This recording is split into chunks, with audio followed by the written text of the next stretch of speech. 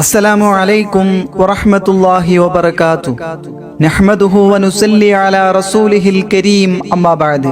ഇനിയുള്ള ദിനരാത്രങ്ങളിൽ നാം ചർച്ച ചെയ്യാൻ വേണ്ടി പോകുന്നത് ഇസ്ലാമിന്റെ രണ്ടാമത്തെ ഖലീഫയായ അമീറുൽ മുഅ്മിനീൻ ഉമർ ഇബ്നുൽ ഖത്താബ് റളിയല്ലാഹു അൻഹുവിന്റെ ജീവിത ചരിത്രമാണ്. അല്ലാഹു തആല നാം പറയുന്നതും കേൾക്കുന്നതും ഒരു സ്വാലിഹായ അമലായി സ്വീകരിക്കട്ടെ. നാം ഈ ചരിത്രം കേൾക്കുന്ന സമയം മുഴുവൻ അല്ലാഹു തആല നന്മയിലായി നമ്മുടെ സമയം രേഖപ്പെടുത്തട്ടെ. ആമീൻ ആമീൻ യാ റബ്ബൽ ആലമീൻ. ലോക ചരിത്രത്തിലെ മഹാത്ഭുതം, ആ വിശേഷണത്തിന് അർഹനായ ജനനായകൻ, അതാണ് അമീറുൽ മുഅ്മിനീൻ ഉമറുൽ ഫാറൂഖ് റളിയല്ലാഹു അൻഹു. ചരിത്രത്തിൽ വെട്ടിത്തിളങ്ങി നിൽക്കുന്ന മഹാവ്യക്തിത്വം. കഴിഞ്ഞ 14 നൂറ്റാണ്ടുകളായി അഭിമാനത്തോടെയും അതിശയത്തോടും കൂടി പറയുന്ന പേരാണ് ഉമർ ഇബ്നുൽ ഖത്താബ്. എത്ര പുകഴ്ത്തി പറഞ്ഞാലും ആഗ്രഹം തീരില്ല, എത്ര വർണ്ണിച്ചെഴുതിയാലും മതിവരില്ല. ശ്രോതാക്കൾക്കാവട്ടെ എത്ര കേൾക്കാനുള്ള ദാഹവും തീരില്ല. ഉമറുൽ ഫാറൂഖ് റളിയല്ലാഹു അൻഹുവിന്റെ ഭരണ പരിഷ്കാരങ്ങളെ കുറിച്ച് കേട്ട് അന്നത്തെ ലോകം കോരിത്തരിച്ചു പോയിരുന്നു. ഇന്നും ആ ഭരണ മഹത്വങ്ങൾ കേൾക്കുമ്പോൾ ലോകം കോരിത്തരിച്ചു പോവുകയാണ്.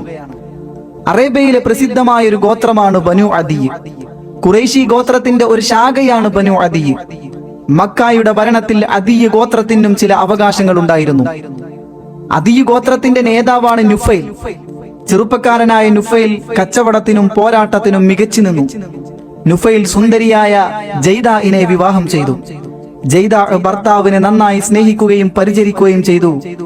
ഈ ദമ്പതികൾക്ക് ജനിച്ച പുത്രനാണ് ഖത്താബ്.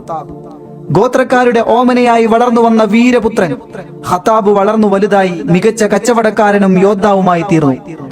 മഖ്സൂം ഗോത്രം പ്രസിദ്ധിയിലും സാമ്പത്തിക ശേഷിയിലും അദി ഗോത്രത്തിനൊപ്പം നിൽക്കും. മഖ്സൂം ഗോത്രത്തിലെ പ്രമുഖനാണ് ഹാഷിം ഇബ്നു മുഈറ. അദ്ദേഹത്തിന്റെ ഓമന പുത്രിയാണ് ഹന്തമ. ഖത്താബും ഹന്തമയും തമ്മിലുള്ള വിവാഹം നിശ്ചയിച്ചു. മക്കയിൽ അതൊരു വിശേഷ വാർത്തയായിരുന്നു.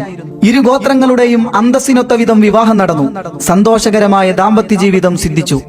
ഖത്താബ് ഹന്തമ ദമ്പതികൾക്ക് ജനിച്ച പുത്രനാണ് നമ്മുടെ കഥാപുരുഷൻ, ഇസ്ലാമിന്റെ രണ്ടാമത്തെ അധിപൻ അമീറുൽ മുഅ്മിനീൻ ഉമർ ഇബ്നുൽ ഖത്താബ് റളിയല്ലാഹു അൻഹു, ഉമറുൽ ഫാറൂഖ് റളിയല്ലാഹു അൻഹു. മാതാപിതാക്കളുടെ കൺമണി, ആവശ്യം പോലെ സ്നേഹവാത്സല്യങ്ങൾ അനുഭവിച്ചാണ് അവിടുന്ന് വളർന്നു വന്നത്. കുടുംബത്തിന്റെ വകയായുള്ള ആട്ടിൻ പറ്റങ്ങളെയും തെളിച്ചുകൊണ്ട് ബാലനായ ഉമർ മലഞ്ചെരുവിലേക്ക് പോകും. മരുഭൂമിയിലെ പരുക്കൻ ജീവിതം നന്നായി പരിചയിച്ചു. പരുക്കൻ വസ്ത്രം ധരിച്ച് ചാട്ടവാറുമായി ആട്ടിൻ പറ്റത്തിന്റെ പിന്നാലെ നടക്കുന്ന ഉമർ ഈ ആട്ടിടയനായ ബാലനാണ്. പേര് കേൾക്കുമ്പോൾ ലോകം വിസ്മയം കൊള്ളുന്ന അമീറുൽ മുഅ്മിനീൻ ഉമർ ഇബ്നുൽ ഖത്താബ് റളിയല്ലാഹു അൻഹുവായി ചരിത്രത്തിൽ ഉയർന്നു വന്നത്. നല്ല ഉയരമുള്ള ആരോഗ്യ ദൃഢഗാത്രനാണ് ഉമർ റളിയല്ലാഹു അൻഹു. ഏത് ആൾക്കൂട്ടത്തിലും ഉയർന്നു കാണാൻ കഴിയും. ഉച്ചത്തിലാണ് സംസാരം. ആൾക്കൂട്ടത്തിൽ ഉമറിന്റെ ശബ്ദം വേർതിരിച്ചു കേൾക്കാം. പലരുടെയും സംസാരം ശബ്ദകോശത്തിൽ ലയിച്ചു പോകും. ഉമറിന്റെ ശബ്ദം സ്ഫുടതയോടെ കേൾക്കാൻ കഴിയും. ബലം കൂടിയ കൈകാലുകൾ, വിടർന്ന മാറിടം, ഉയരം കൂടിയ ശരീരം, കൈകൾ വീശി കാലുകൾ നീട്ടിവെച്ചുള്ള ധൃതി പിടിച്ച നടത്തം കാണേണ്ട കാഴ്ച തന്നെയാണ്. കണ്ടവരാരും തന്നെ അത് മറക്കില്ല. സാഹസികനാണ്. അപകടം പിടിച്ച പണികൾ ചെയ്യും. എന്ത് തീരുമാനിച്ചോ അത് ചെയ്യും. വളരെ വേഗത്തിലാണ് നടപ്പ്. കൈകൊണ്ട് ഒരടി കിട്ടിയാൽ ചില്ലറക്കാരൊക്കെ വീണുപോകും. ഉക്കാള് ചന്തയിലെ ശ്രദ്ധാ കേന്ദ്രമാണ്. എത്രയോ തവണ അവിടെ ഏറ്റുമുട്ടലുകൾ നടന്നിട്ടുണ്ട്. പ്രതിയോഗികളെ പൊടുന്നനെ അടിച്ചു വീഴ്ത്തിക്കളയും. എന്തിലും തീവ്രതയാണ് കാണിക്കുക. ഇസ്ലാമിനെതിരെയുള്ള വികാരത്തിലും തീവ്രത നിറഞ്ഞു നിന്നിരുന്നു. ഖത്താബിന്റെ കഴുത ഇസ്ലാം മതം സ്വീകരിച്ചാലും ഉമർ സ്വീകരിക്കില്ല എന്നായിരുന്നു അന്നത്തെ സംസാരം. ഇസ്ലാമിനോടുള്ള ഖുറൈശികളുടെ മൊത്തം വിരോധത്തിന് തുല്യമാണ് ഉമർ റളിയല്ലാഹു അൻഹുവിന്റെ അന്നത്തെ വിരോധം. ഇതായിരുന്നു മറ്റൊരു സംസാരം. ചെറുപ്പത്തിൽ തന്നെ എഴുത്തും വായനയും പഠിച്ചിരുന്നു അദ്ദേഹം. പിതാവിന്റെ ആടുകളെയും ഒട്ടകങ്ങളെയും മേച്ചു നടക്കുന്ന കാലത്ത് പല പ്രയാസങ്ങളും സഹിച്ചിട്ടുണ്ട്. ചൂട് പറക്കുന്ന പകലുകളിൽ മൃഗങ്ങളോടൊപ്പം കഴിയണം. ഇതിനിടയിൽ അക്ഷരാഭ്യാസം നേടി എന്നത് തന്നെ അത്ഭുതമാണ്. യുവാവായി കഴിഞ്ഞപ്പോൾ കച്ചവടം തുടങ്ങി. എത്രയോ തവണ ഷാമിലേക്കും യമനിലേക്കും കച്ചവട യാത്ര നടത്തിയിട്ടുണ്ട്. പണം കിട്ടും, ചെലവായി പോകും. ഒരു സമ്പന്നനായി ജീവിച്ചിട്ടില്ല. കച്ചവട യാത്രകൾ കാരണം വിജ്ഞാനം വർദ്ധിച്ചു. നിരവധി രാജ്യങ്ങളിൽ സഞ്ചരിച്ചു. പല ജനവിഭാഗങ്ങളെ കണ്ടു. അവരുടെ സംസ്കാരങ്ങളും സമ്പ്രദായങ്ങളും കണ്ടറിഞ്ഞു. ക്രൈസ്തവ പാതിരിമാരും യഹൂദ പണ്ഡിതന്മാരും പറയുന്നത് ശ്രദ്ധിച്ചു കേൾക്കും. വേദഗ്രന്ഥങ്ങളിലെ വിവരങ്ങൾ കിട്ടും. സാഹിത്യം ആസ്വദിക്കുന്നതിൽ വളരെ തൽപരനായിരുന്നു. കവിത ചൊല്ലും, ആസ്വദിക്കും. ഉക്കാൾ എന്ന് പറയുന്ന ചന്തയിൽ ഉമർ റളിയല്ലാഹു അൻഹു നടത്തിയ പ്രസംഗങ്ങൾ ഉജ്ജ്വലമായിരുന്നു. സാഹിത്യം നിറഞ്ഞു തുളുമ്പുന്ന വാചകങ്ങൾ സദസ്സിനെ ആവേശം കൊള്ളിക്കുമായിരുന്നു. നല്ല പ്രസംഗകൻ എന്ന പേര് അക്കാലത്ത് തന്നെ ഉമർ റളിയല്ലാഹു അൻഹു സമ്പാദിച്ചിരുന്നു. കവിതകളുടെ സാഹിത്യം നിരൂപണം നടത്താൻ മികച്ച കഴിവുണ്ടായിരുന്നു. ഉക്കാള് ചന്തയിലെ കവിതാ പാരായണം കേൾക്കുകയും ആസ്വദിക്കുകയും വിലയിരുത്തുകയും ചെയ്തു. പ്രതിഭാസമ്പന്നനാണ്.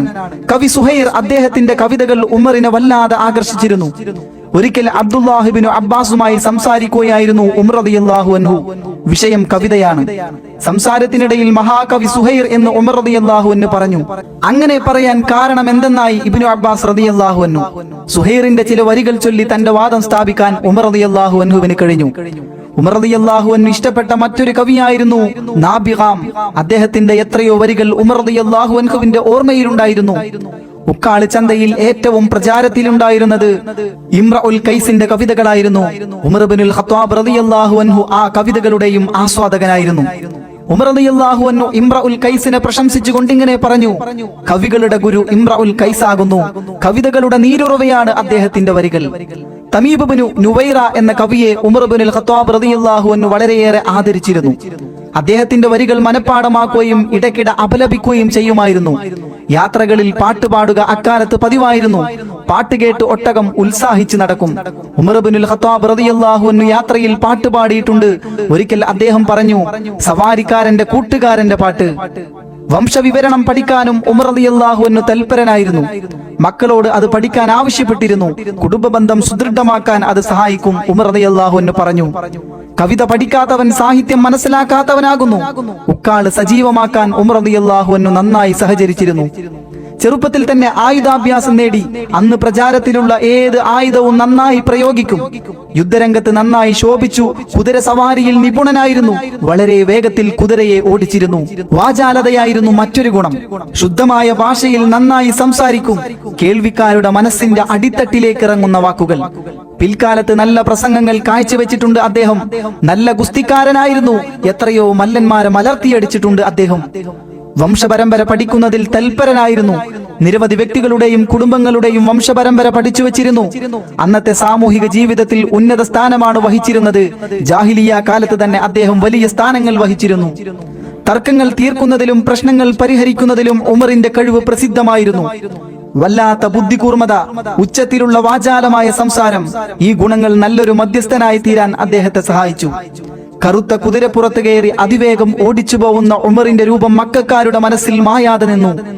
ഇസ്ലാം മതം സ്വീകരിച്ച കാരണത്താൽ പലരും മക്കയിൽ ക്രൂര പീഡനങ്ങൾ സഹിച്ചിട്ടുണ്ട്. പീഡനം നടത്തുന്നവരുടെ കൂട്ടത്തിൽ ഉമറും ഉണ്ടായിരുന്നു. ഖുറൈശി കൂട്ടം ഗൗരവമായി ചർച്ച ചെയ്യുന്ന ഒരു സദസ്സ്. ഇസ്ലാമിനെ നശിപ്പിക്കാൻ എന്തു വഴി? അതാണ് ചർച്ചാ വിഷയം.